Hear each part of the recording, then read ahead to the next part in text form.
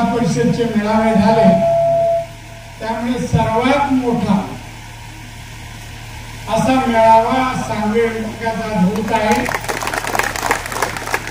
हे दृश्य पाहून उपस्थिती पाहून मला समाधान वाटते। या मेळाव्यासाठी उपस्थित या विभागाचे लोकप्रिय असे आमदार सन्माननीय नितेशजी राणे, सिंधुदुर्ग जिल्ह्याचे जिल्हाध्यक्ष भाजप सन्माननीय प्रभाकर सावंत, सन्माननीय संदेश सावंत, सलिना सावंत, सन्माननीय सुरेश सावंत, सन्माननीय मिलिंद मिस्त्री, सन्माननीय महेंद्र सावंत, संजय सावंत, उरले सुरले सावंत।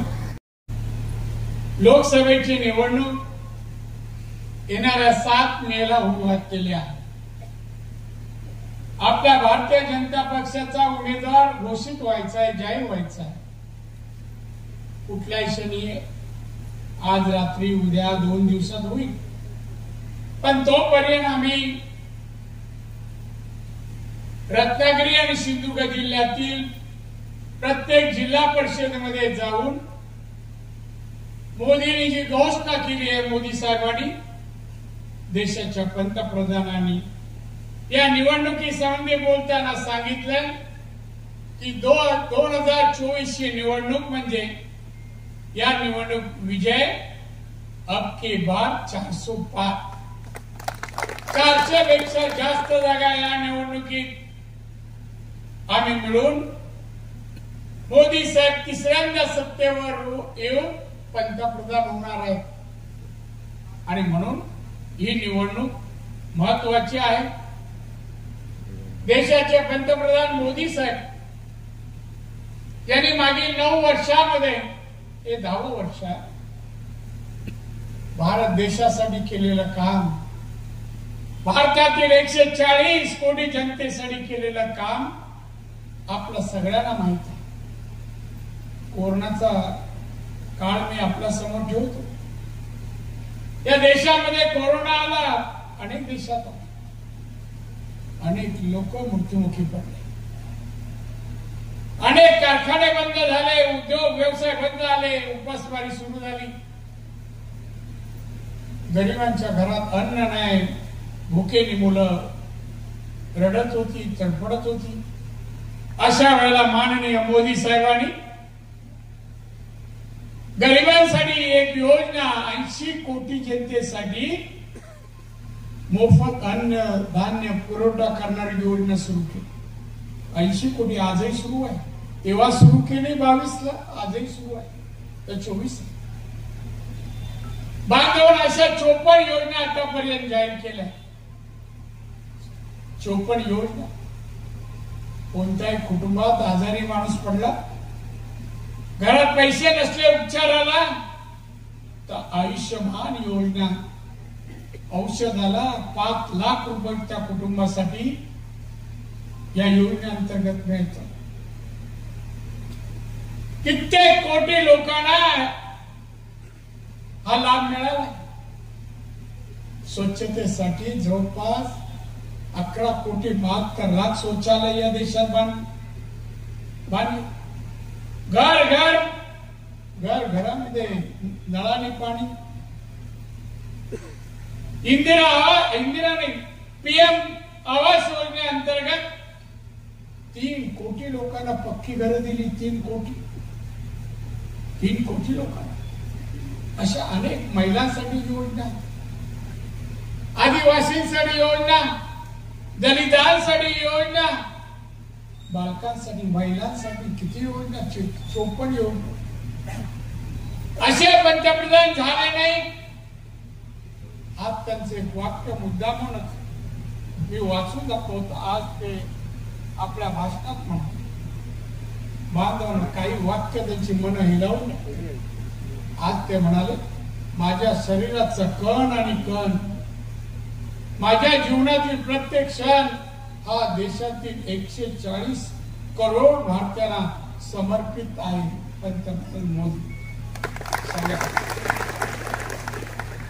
कण आणि क्षण आणि क्षण देशाच्या जनतेसाठी समज. एवढं त्याग कोण करतं, एवढं त्यागी कोण असतं, कुठल्या पक्षाचे नेते आहेत सांगा मला. दिवस रात्र एकच द्या, माझा भारत हा विकसित भारत बनावा, या देशाची जनता सुखी समाधानी आनंदी व्हावी. 2047 साली भारत एक महासत्ता बनावा, किंवा 100 वर्ष या देशाला पूर्ण होती स्वातंत्र्याची, तेव्हा देश महासत्ता बनावा हे विचार पंतप्रधान त्या दृष्टीने प्रयत्न. पंतप्रधान म्हणून 2014ला ते सत्तेवर आले. जागतिक अर्थव्यवस्थेमध्ये तेव्हा भारत 11 नंबरवर होता. मोदी मागच्या 9 वर्षात भारत 5व्या क्रमांकावर आणला आणि त्याच क्षणी म्हणाले 2030 साली भारत जागतिक अर्थव्यवस्थेमध्ये 3रा क्रमांकावर आणि अमेरिका, चायना आणि भारत बांधवाने. माझ्याजवळ जाहीरनामे काँग्रेसचा जाहीर, राहुल गांधी आणि काँग्रेसने काढले. आम्हाला सत्तेवर आणलं तर आम्ही प्रत्येक कुटुंबात तर 1 लाख रुपये देऊ. अरे येशील तर ना. तुझे किती आहेत खासदार? 50 खासदार. विरोधी पक्ष नेता सभागृहात मिळायला 54 लागतात. तेही नाही या माशाकडे. आमचे किती आहे? तुमचे 50. आमचे किती? मोदी पीएम झाले, खासदार किती त्यांच्या मागे? 303. कुठे आहे तू? आम्ही कन्याकुमारी तर हे केरळाच्याही मागे तेवढं अंतर आहे. आणि म्हणून सत्तेवर याची भाषा करतो. याच्या पुढे तर उद्धव ठाकरे दिल्लीला गेली, रामलीला मैदानावर भाषण करायला. विरोधी पक्षाची सभा मुंबईतून. खासदार किती वेळा? महाराष्ट्राचे 5, आमचे 303. पंतप्रधान 300, यांचे खासदार 303. काय म्हणतो उद्धव ठाकरे? बोलता येत नाही, चालता येत नाही, चांगलं बोलता येत नाही, शिवायच्या पलीकडे काय बोलत नाही. काय बोललं? आम्ही सत्तेवर आलो तर मोदींना तडीपार करू. कसं करशील रे बाबा? कसं करशील? सत्ता तर येत नाही,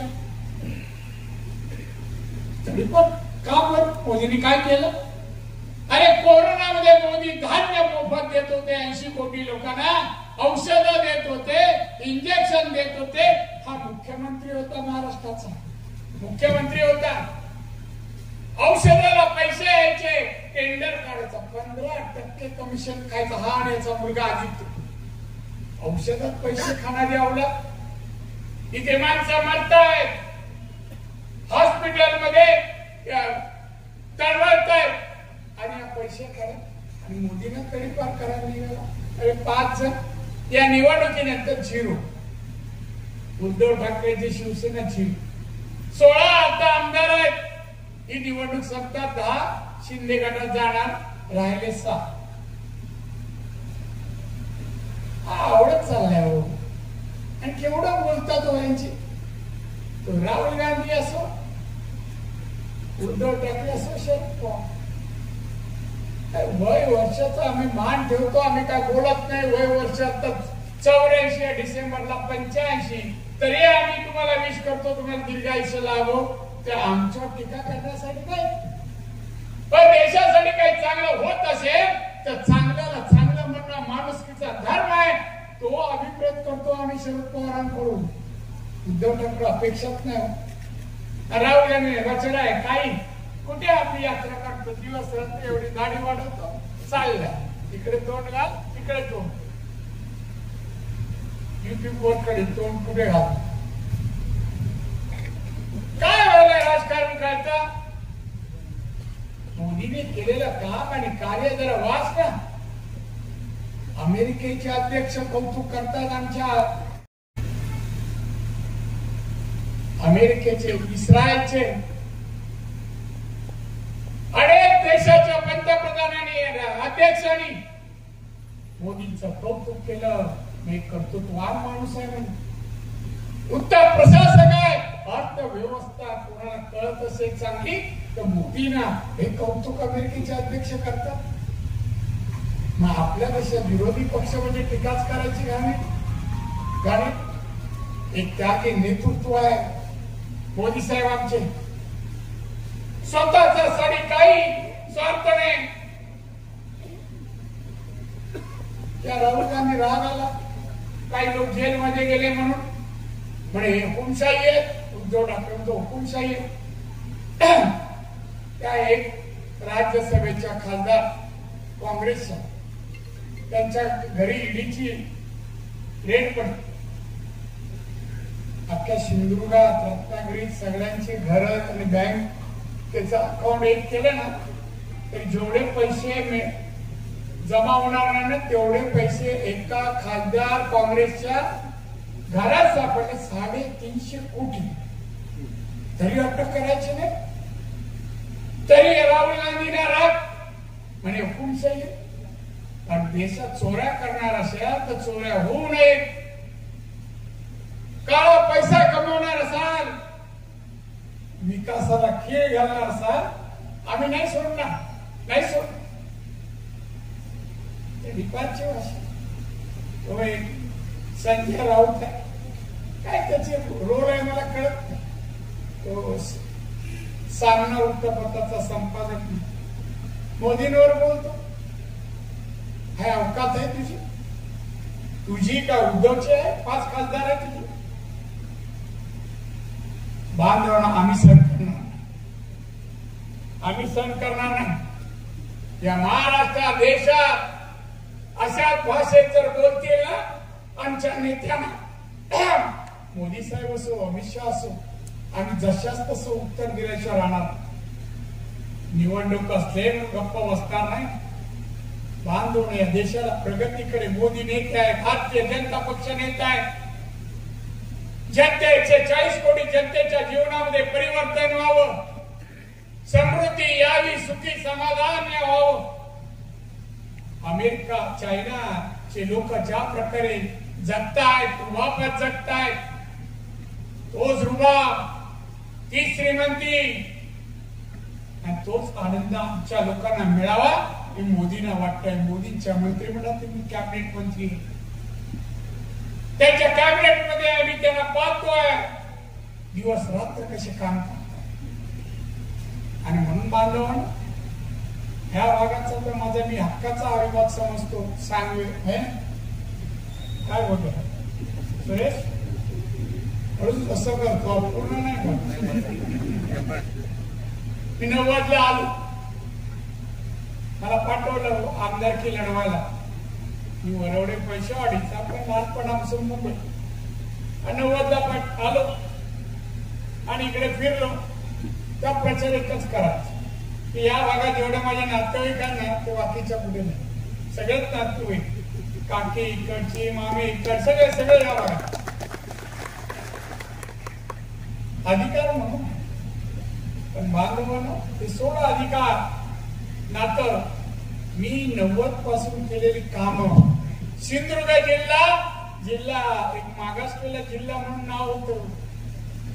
एक शब्द मी कधी उच्चारपणात सांगतो, दरिद्री जिल्ह्यांमध्ये आपल्या जिल्ह्याचं नाव चंद्रपूर, गडचिरोली, जालना हे कसे दरिद्री बॅकवर्ड जिल्हे आहेत तसं आपल्या जिल्ह्याचं नाव आज नाही.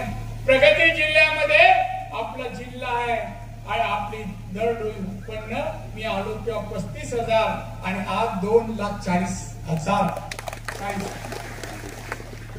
आज पाण्याची धरणे बघा पूर्ण उद्ध्वस्त जात आहेत. रस्ते बघा, पुलं बघा, शाळा, कॉलेज, इंजिनिअरिंग कॉलेज आलं, मेडिकल कॉलेज आलं, हॉस्पिटल 750 बेडचं आलं, सर्व रोगावर उपाय. बांधवलं विमानतळ आणलं जिल्ह्याच्या विकासाने. विमानतळ, चौपदरी रस्ता, तुम्ही जाताना आनंद वाटत असेल. 4 पदरी रस्ता, विकासाचे किती. सीओडी आणला होता कपारकरच्या शिवसेनेच्या खासदारांनी आंदोलन करून घालवलं. मी ऍडव्हान्स मध्ये 100 कोटी जिल्ह्याच्या कलेक्टरकडे जमा केले होते जमिनीसाठी. नाही होऊ दिलं. पर्यटन जिल्हा घोषित केला. पर्यटन लाखोनी यावेत, 5 स्टार होतील, नोकऱ्या मिळतील आमच्या तरुणांना, इंडस्ट्री येईल, उद्योगधंदे येतील, नोकऱ्या मिळतील मुला मुलींना, चांगल्या पगाराच्या नोकऱ्या. शाळा कॉलेज का मी याकडे प्राधान्य दिलं शिक्षणाला? तालुक्याला इंग्लिश मीडियम मी सुरू केली. तालुक्याला ते आमची मुलं शिकतील, दर्जेदार शिकतील, डॉक्टर होतील, इंजिनियर होतील, IAS होतील, IPS होतील, उद्योजक व्हावे, उद्योजक व्हावे मराठी मुलांनी आणि पैसे मिळवावे. समृद्ध भाग यात मिळतो. आणि म्हणून मी ते प्रयत्न गेले 34 वर्ष, 34वा वर्ष चालू आहे.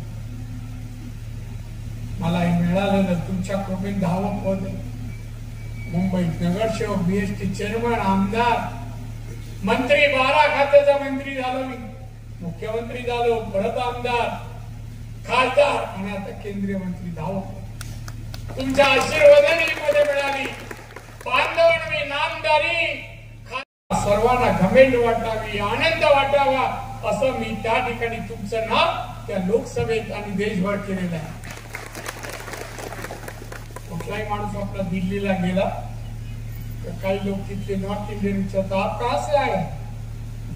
आपला माणूस म्हणत नाही की सिंधुदुर्गात, रत्नागिरी, सांगली, सातारा. आपला माणूस म्हणतो हम नारायण राणे के कोकणच्या नाव तुमची ओळख मी कोकण म्हणून देशभर केलं. देशभर आता प्रगती अशी झपाट्याने आपण करतो आहोत. बघा विमानतळ पण आला. विमानतळाला विरोध कोणी केला? हा खासदार. मी ज्या पाहायला गेलो आंदोलन कोण करताय? 15 माणसं घेऊन. जमीन द्यायची नाही, आम्हाला विमानतळ नको. हा तिथे बोलत दुसरा बोललो याने घ्या जमा करा आणि जमीन ऍक्विशन आणि जागा ऍक्विशन केली. योगायोगाने या विमानतळ पूर्ण झाला. उद्घाटनच्या वेळेला हे पांढरा पायाचा उद्धव ठाकरे मुख्यमंत्री होता. त्याच्या हाताने उद्घाटन आणि मी गेलो तिथे विमानतळावर उद्घाटन. माहिती त्याच्या आणि विरोध याने केला आणि स्वागत करायला तो मूल कोणाच्या घरी आणि बारसं कोणाच्या घरी असेल तर प्रकार सांगा मला. अरे आम्ही आणला विमानतळ आणि तू लोकांचं स्वागत कर. हा खासदार सीओड आणला विरोध. रत्नागिरीला रिफायनरी आणतोय. किती कोटी खर्च होणार रिफायनरी? 3 लाख कोटी. 3 लाख कोटी खर्च होऊन रिफायनरी होते. किमान 1 लाख नोकऱ्या मिळणार. कुठल्याही प्रदूषण नाही.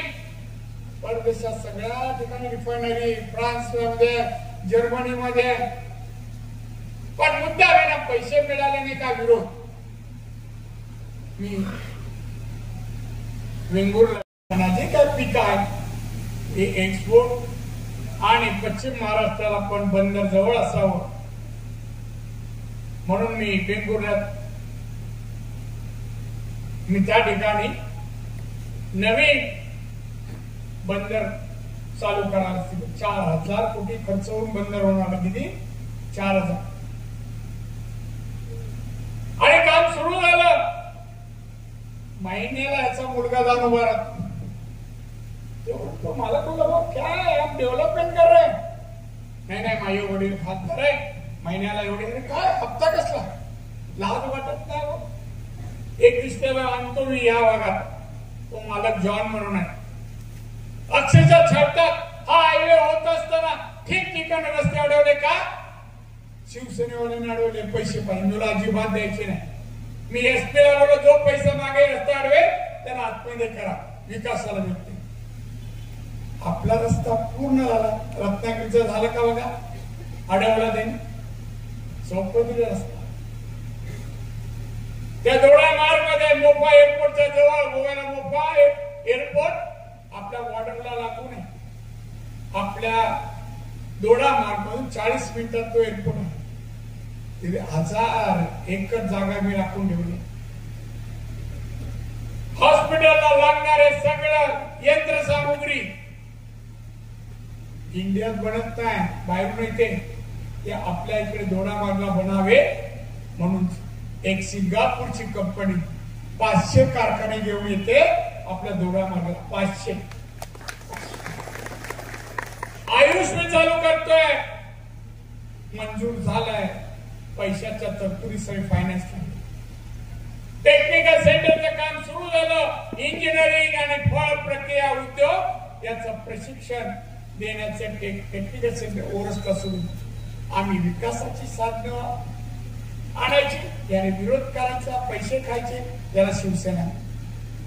मराठी माणसासाठी न्यायकासाठी बाळासाहेबांनी शिवसेना काढली आणि मराठी माणसाला मुंबईतून हद्दपाराचं काम, हद्दपार करायचं काम या उद्धव ठाकरे केलं आणि करतोय.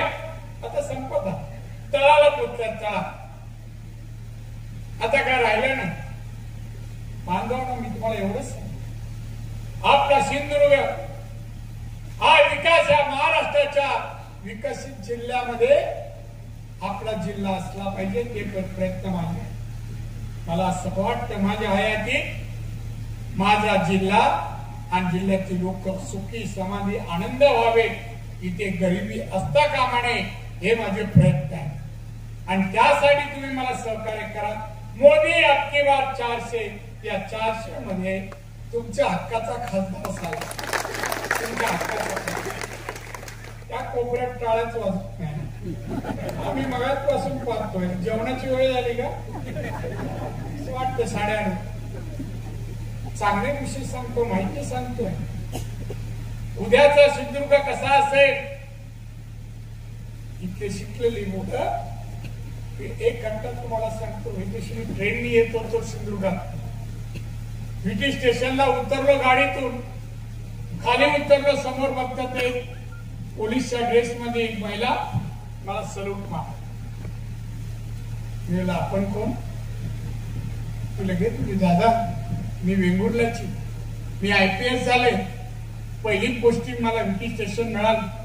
आज मेसेज वाचला की आज तुम्ही चाललात गाडीने, म्हणून पहिला सलूट मारायला मी तुम्हाला इथे आले. माझ्या जिल्ह्यातली पहिली IPS. तिलाही वाटलं की नारायण राणे जाऊन पहिला सलूट मारू. मी अभिनंदन केलं आणि बेस्ट ऑफ लकी दिलं तिला की तू यशस्वी हो.